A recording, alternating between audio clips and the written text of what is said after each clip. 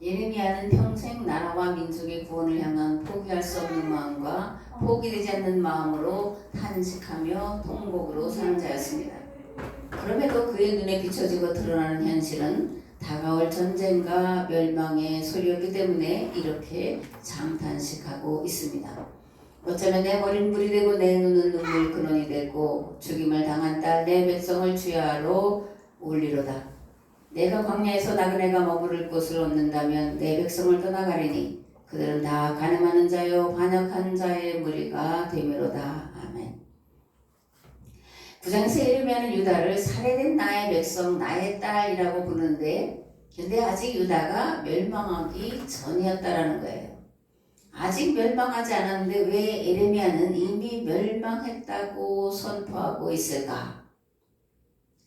멸망을 바라지 않고 눈물과 탄식으로 기도하지만 현실은 어떻다라는 거예요?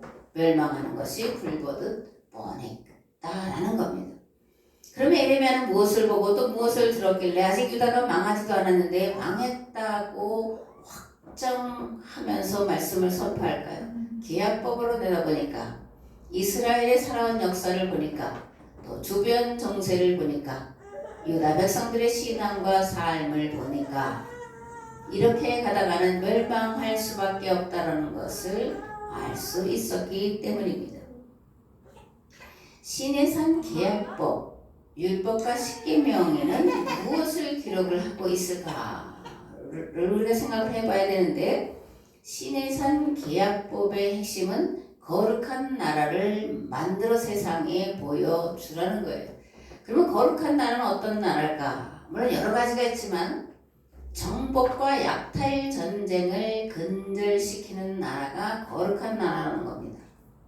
강한 군대를 가지지 않는 것이고 설령 강한 군대를 가졌을지라도 그 군사력을 동원해서 주변 나라를 정복하거나 그리고 약탈해서는 안 되고 도리어 정복 전쟁과 약탈 전쟁을 청산하여 더불어서 함께 평등하게 또 행복하게 살아가라. 그것이 시내산 계약법에 들어가 있는 핵심 주제입니다.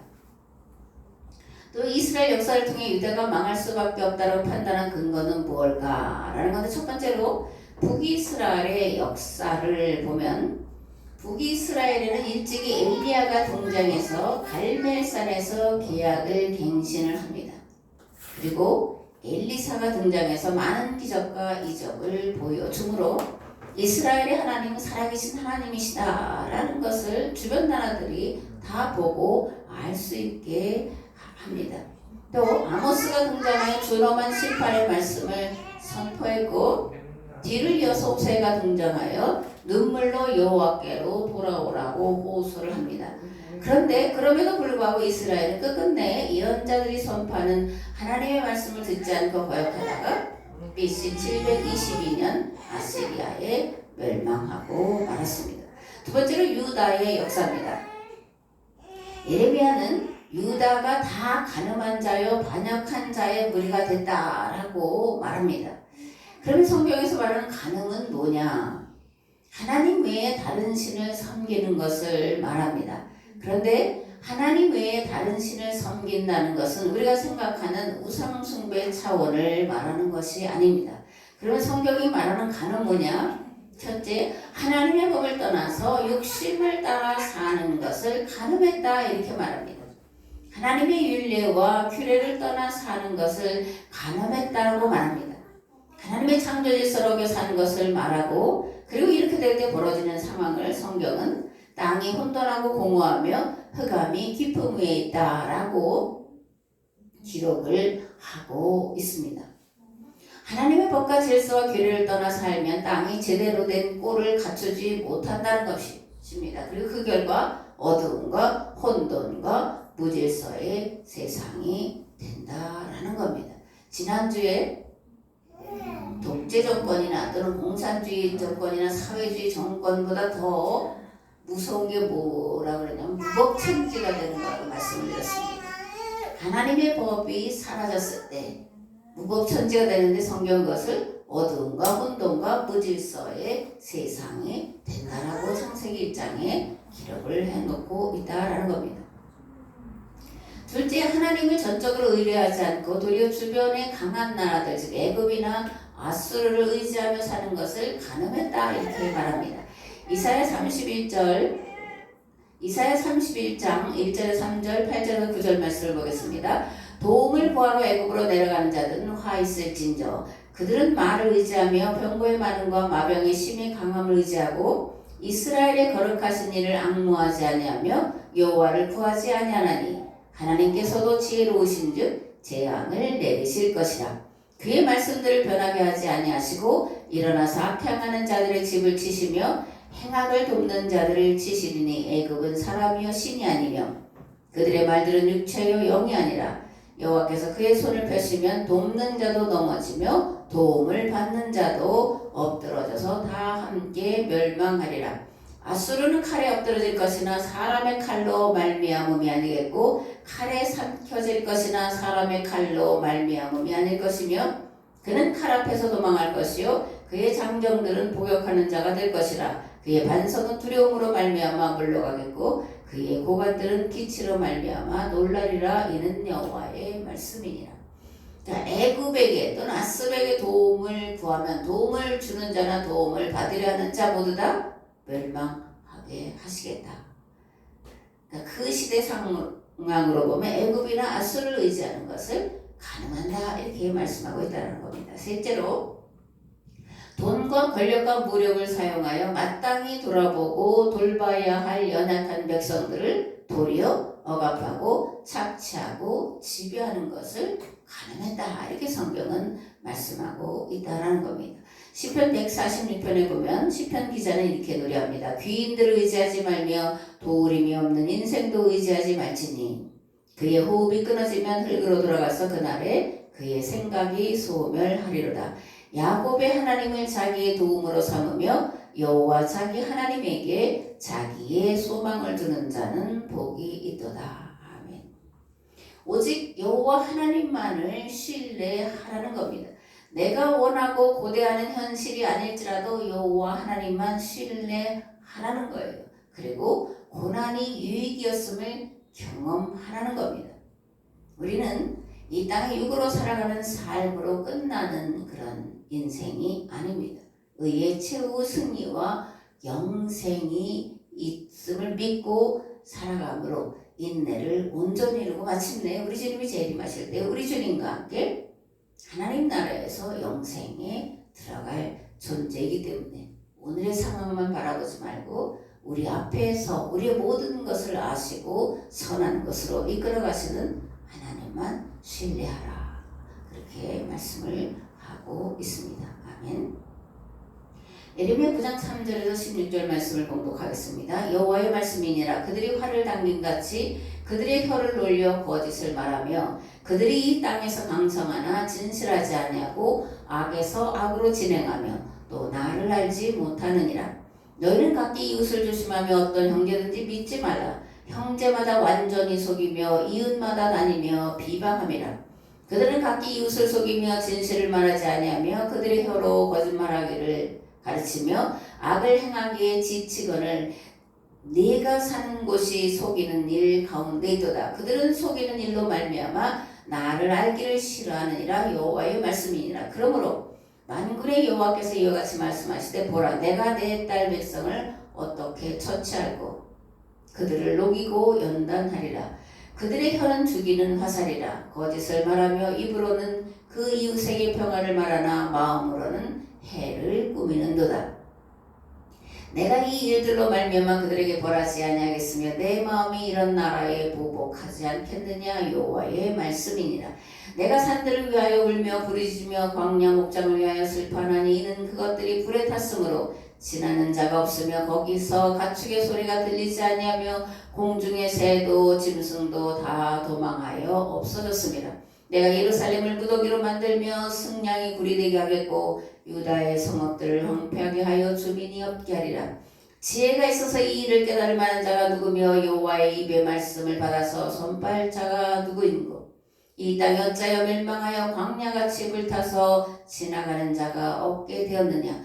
여호와께서 말씀하시되 이는 그들이 내가 그들의 앞에 세운 나의 율법을 버리고 내 목소리를 순종하지 아니하며 그대로 행하지 아니하고 그 마음의 완악함을 따라 그 조상들이 자기에게 가르친 바알들을 따랐습니다. 그러므로 만군의 여호와 이스라엘의 하나님이 이와 같이 말씀하시니라. 보라, 내가 그들 곧 이 백성에게 쑥을 먹이며 독한 물을 마시게 하고 그들과 그들의 조상이 알지 못하던 여러 나라 가운데에 그들을 흩어버리고 진멸되기까지 그 뒤로 칼을 보내리라 하셨느니라. 11절에 보면 예루살렘을 무더기로 만들며 승냥이 일이 그런 거죠. 승냥이 굴이 되게 하겠고 유다의 성읍들을 황폐하여 주민이 없게 하리라. 이런 아주 완전한 멸망을 선포하고 있는데 왜 이렇게 말씀할까라는 겁니다. 왜냐하면 이들이 거짓을 입에 달고 살고 있기 때문이라는 거예요. 속이며 이웃마다 다니며 비방을 일삼았기 때문이라는 겁니다. 예레미야 5장에 보면 이렇게 말씀되어 있습니다. 이 땅에 무섭고 놀라운 일이 있도다. 선지자들은 거짓을 예언하며 제사장들은 자기 권력으로 다스리며 내 백성은 그것을 좋게 여기니 마지막에는 너희가 어찌하려느냐. 또 예레미야는 그들의 혀는 죽이는 화살이다 이렇게 말합니다. 왜냐하면 입으로는 이웃에게 평화를 말하고 있지만 마음으로는 해악을 끼칠 것을 생각을 하고 계획하고 있기 때문이라는 거예요. 그리고 율법을 버리고 여호와의 목소리를 순종하지 않고 또 행하지 않고 도리어 마음의 완악함을 따라 조상들이 가르친 바알을 따랐기 때문이다 이렇게 말합니다. 그 하나님이란 유다를 향해서 이렇게 말씀합니다. 내가 이 일들로 말미암아 그들에게 벌하지 아니하겠으며 내 마음이 이런 나라에 보복하지 않겠느냐. 그러면 하나님께서 구체적으로 어떻게 유다에 벌하시겠다라는 거냐. 전쟁으로 모든 것이 다 불타 없어지게 하시겠다라는 거예요. 가축들을 다 끌어감으로 가축의 소리가 들리지 않게 하시겠다는 겁니다. 유다 백성들을 지중해 연안 곳곳으로 뿔뿔이 흩어버리고 그들이 진멸되기까지 군대를 그들이 가는 곳마다 따라가게 하시겠다라는 거예요. 하나님은 사랑이시고 끝까지 사랑하시지만 그러나 마침내 또한 심판하시는 분이시라는 것을 우리가 알아야 됩니다. 그래서 아직 회개할 기회가 있을 때 회개하고 하나님께로 돌아가는 일들을 부지런히 끊임없이 행해야 할 줄을 믿습니다. 그러나 예레미야를 비롯한 예언자들의 선포를 보면 멸망을 선포하는 것으로 끝나지 않는다라는 거예요. 반드시 회복의 말씀, 회복의 길을 제시하고 있다라는 겁니다. 돌이켜 여호와의 율법을 즐거워하여 항상 마음에 새기고 지켜 행하면 모든 민족 위에 뛰어나게 하실 거다 말씀하고 있다라는 거예요. 심판 그 자체가 목적이 아닙니다. 심판의 목적은 도리어 회개하고 돌이켜 살도록 하는 데에 있습니다. 그래서 예언자들은 선포를 하되 심판을 선포한 데에는 반드시 회복의 말씀을 선포하고 있다라는 겁니다. 아멘. 특별히 이제 신명기 28장을 보면 1절에서 14절까지는 하나님의 말씀을 따라서 지켜 행하면 받을 복을 쭉 말씀해 놓고 있고, 그리고 15절부터 68절까지는 말씀을 거역하면 그들에게 어떠한 심판과 저주의 말씀이 임할 것인지를 기록을 하고 있습니다. 먼저 1절에서 14절 말씀을 보면 네가 네 하나님 여호와의 말씀을 삼가 듣고 내가 오늘 네게 명령하는 그의 모든 명령을 지켜 행하면 네 하나님 여호와께서 너를 세계 모든 민족 위에 뛰어나게 하실 것이라. 네가 네 하나님 여호와의 말씀을 청종하면 이 모든 복이 네게 임하며 네게 이르리니 성읍에서도 복을 받고 들에서도 복을 받을 것이며 들어와도 복을 받고 나가도 복을 받을 것이며 적군들이 치려고 한 길로 너를 치러 들어왔으나 네 앞에서 7 길로 도망하리라. 여호와께서 너를 위하여 하늘의 아름다운 보고를 여시사 땅에 때를 따라 비를 내리시고 네 손으로 하는 모든 일에 복을 주시리니 많은 민족에게 구워줄지라도 구우지 아니할 것이며 머리가 되고 꼬리가 되지 않게 하시며 위에만 있고 아래에 있지 않게 하시니 오직 너는 내가 오늘 네게 명령하는 네 하나님 여호와의 명령을 듣고 지켜 행하며 내가 오늘 너에게 명령하는 그 말씀을 떠나 좌로나 우로나 치우치지 아니하고 다른 신을 따라 섬기지 아니하면 이와 같으니라.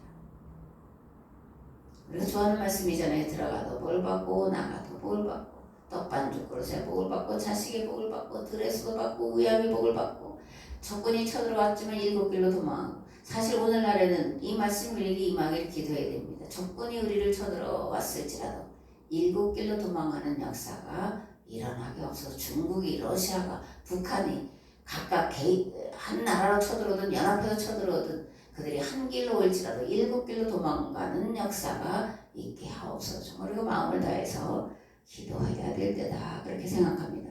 또 15절에서 68절까지는 말씀을 거역하는 자들에게 이 말 저주의 말씀을 기록하고 있는데 내가 만일 네 하나님 여호와의 말씀을 순종하지 아니하여 내가 오늘 내게 명령하는 그 모든 명령과 규례를 지켜 행하지 아니하면 이 모든 저주가 내게 임하며 내게 이를 것이니 여러 민족 중에서 평안함 얻지 못하며 발바닥이 쉴 것을 얻지 못하고 여호와께서 거기서 네 마음을 떨게 하고 눈을 쇠하게 하고 정신을 산란하게 하시리니 네 생명이 위험에 처하고 주야로 두려워하며 네 생명을 확신할 수 없을 것이라. 네 마음의 두려움과 눈이 보는 것으로 말미암아 아침에는 이르기를 아하 저녁이 되었으면 좋겠다 할 것이요 저녁에는 이르기를 아하 아침이 되었으면 좋겠다 하리라.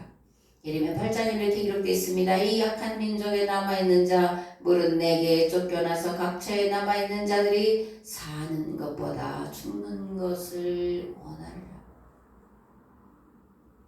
이 말씀을 고약하면 얼마나 무서운 심판이 임하는지 사는 것보다 죽는 것을 원하게 된다라는 거예요.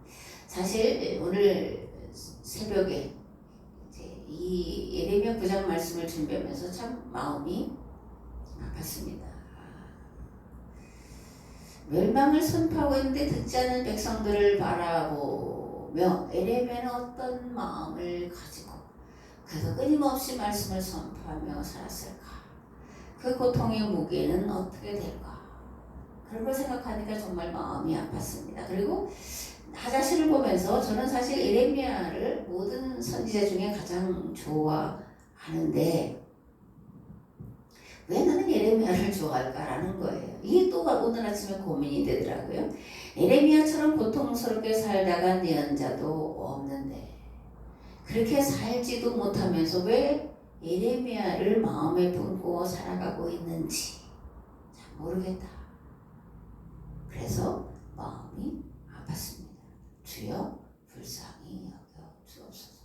이런 기도를 하면서 오늘 말씀을 준비를 했습니다. 아멘. 예레미야는 시내산 기합법 특히 신명기 말씀을 돌아보면서 이스라엘의 역사를 돌아보면서 시대의 흐름을 내다보면서 지금 이대로 살아가면 반드시 멸망에 이른다라고 선포를 하고 있습니다. 그래서 초상집에서 곡하듯 울며 탄식하며 기도하고 그리고 곡하는 부녀들을 불러다가 초상집에 가면 곡하는 여자들이 있어서 곡을 함으로 그 상을 당한 가족들, 유가족들이 슬퍼서 이제 울도록 하는 역할을 하는 이 곡하는 부녀들인데 그들을 불러다가 그들이 곡함으로 이스라엘 백성도 애곡하고 하나님께 돌아오도록 곡하는 부녀들을 불러라.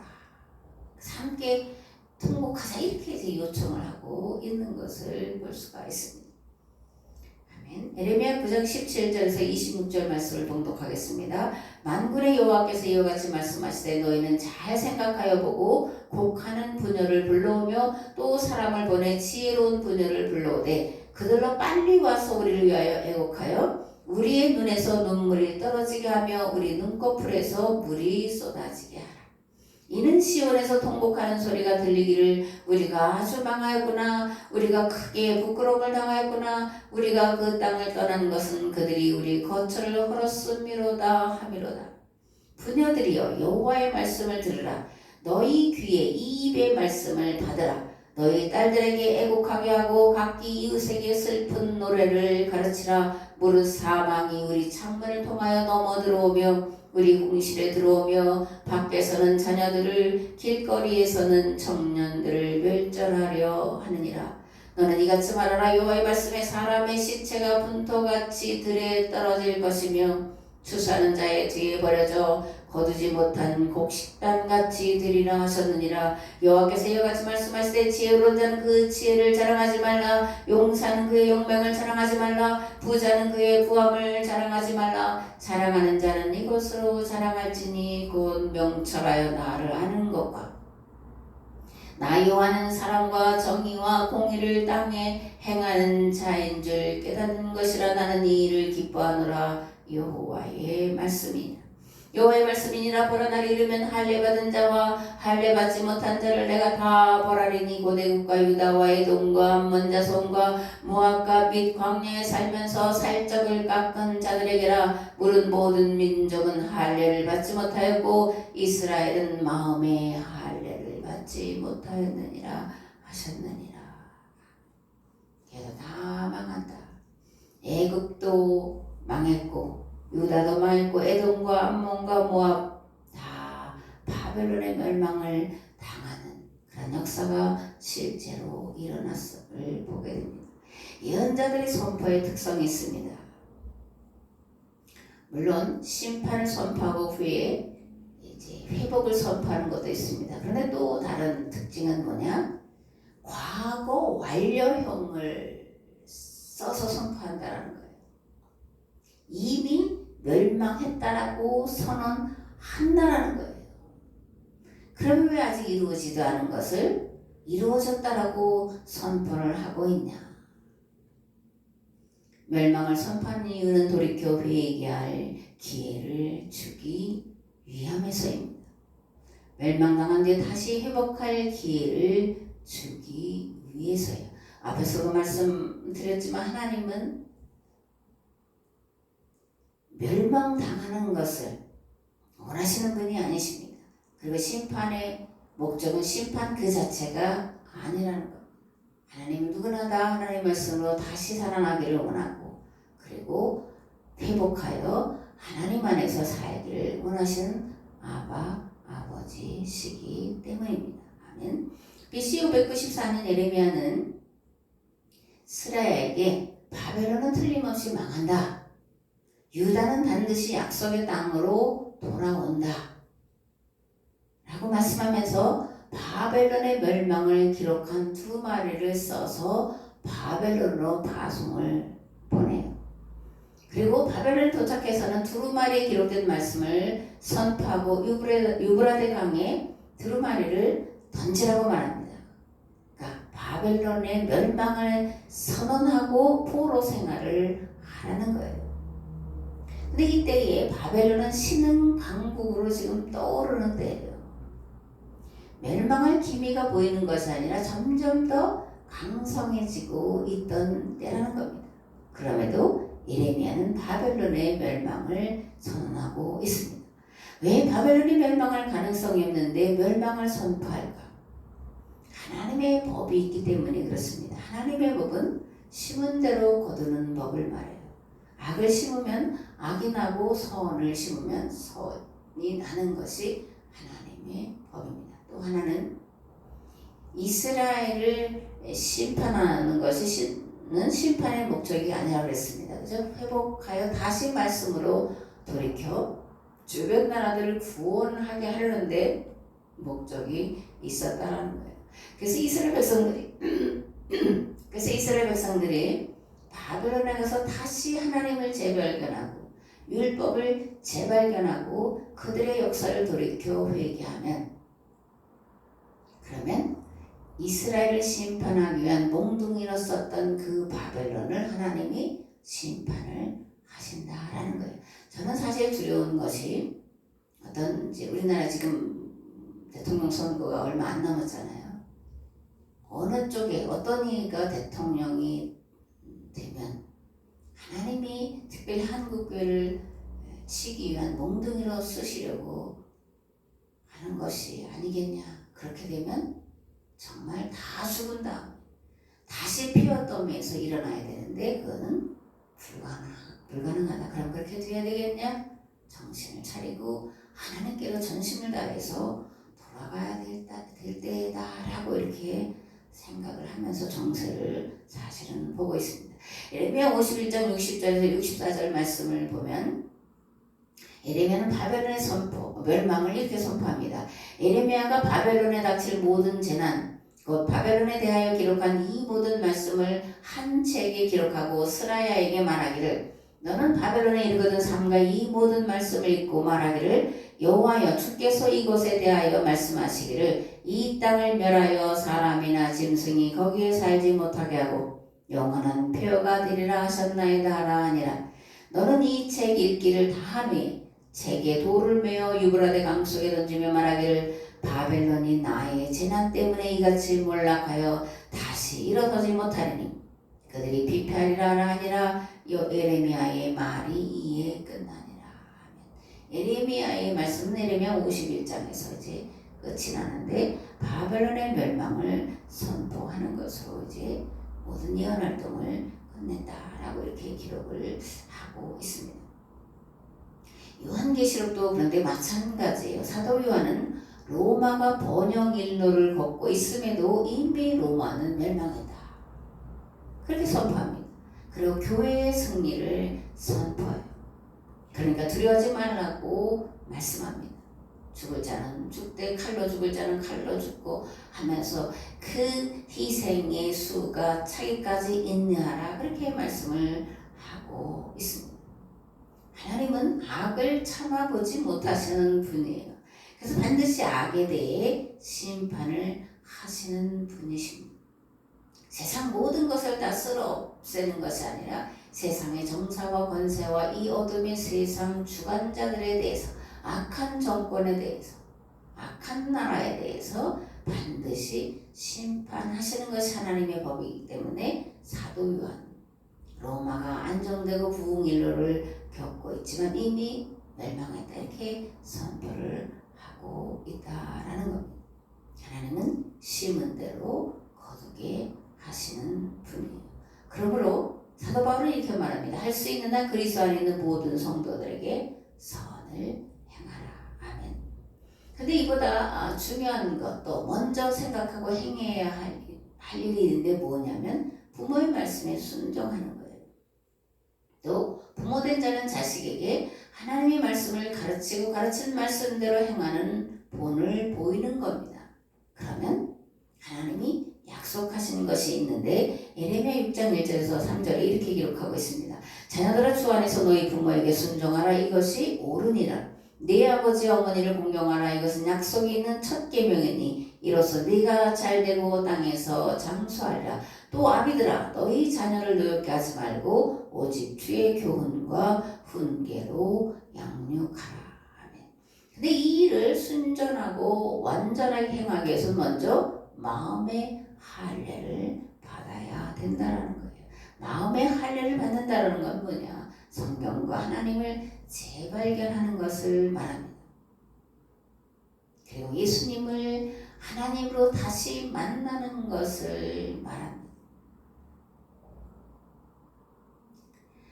그리고 이러한 일들은 오직 기도로만 가능한 일임을 깨닫고 기도에 전심전력을 하는 거예요.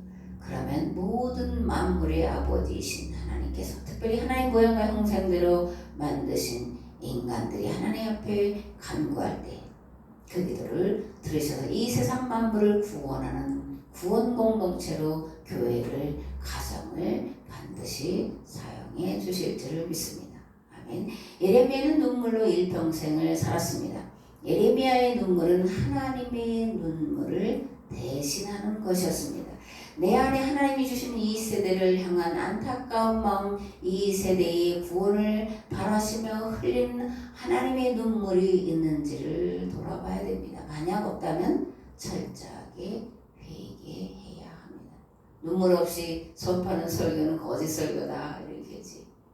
또 문 얘기했었는데 오늘 아침에 잠깐 기도하면서 눈물 없이 말씀을 선포하고 눈물 없이 기도하는 것을 얘기합니다. 그런데 하나님의 은혜로 가끔씩은 정말 눈물을 흘리지 않을 수 없는 상황으로 이끌어 가셔서 다시 눈물을 흘리게 하는데 하나님 얘기합니다. 눈물 흘릴 상황이 아닐지라도 눈물을 흘리며 교회와 이 나라 이 민족을 위해서 기도하는 자가 되게 해주세요. 이렇게 기도했는데 우리가 보잖아요. 하민이가 예수님 어디 계시냐 그러니까 엄마가 가르쳐준 대로 저희 가슴을 가르치잖아요. 어린아이들은 엄마가 또는 아빠가 가르치는 대로 그대로 받아들입니다.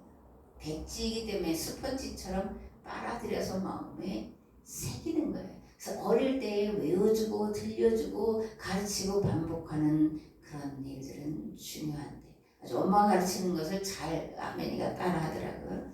하민이처럼 우리 마음에 예수님이 계시는지 자신을 돌아봐야 됩니다. 하민이를 통해서 하나님 우리에게 말씀하시는 말씀으로 들어야 하는 거예요. 우리 안에 혹시 예수님이 안 계셔서 하나님의 말씀을 바르게 이해하지 못해서 하민이를 통해서 깨달아라 이렇게 말씀하시는 거라면 우리가 하나님의 음성으로 듣고 회개해야 합니다.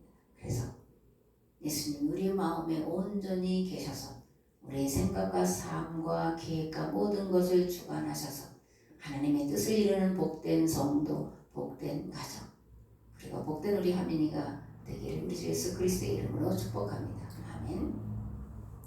이제는 길과 진리와 생명 되신 예수 그리스도의 은혜와 아버지 하나님의 무한하시고 극진하시는 사랑하심과 성령님의 감화, 감동, 교통, 역사하시니 나라 민족을 위해 교회를 위해 가정과 자녀를 위해 눈물로 기도하기를 결단하고 돌아가는 삶의 자리 위 저들의 가정 위에 직장 위에 그리고 이 나라 이 민족 위에 이제부터 영원토록 함께 하옵시기를 간절히 축원하옵나이다.